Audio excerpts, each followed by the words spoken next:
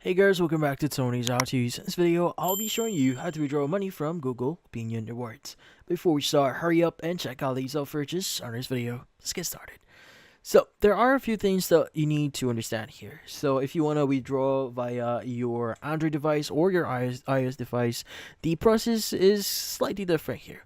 So, first things first is you want to complete surveys to earn rewards here.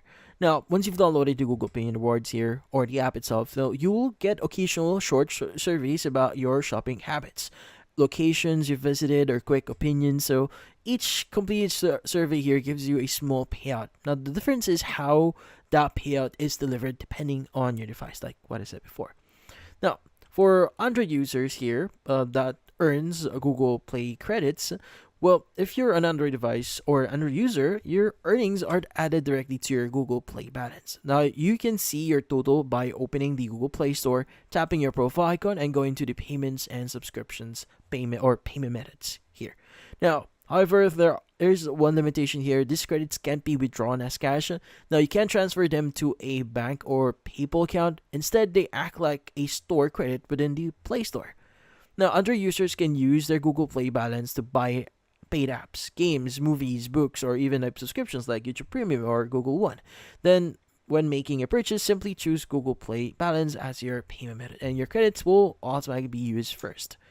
Now, also, you can keep track of your credit expiration here. So, Google Play credits typically expire 1 year after you earn them, so you can check the expiration date in your Google Opinion Rewards app under your reward history. It's best to use your credits for something useful before they expire. Now, for iPhone users, the process is different. Instead of Play credits, you earn real money that's paid directly to your PayPal account.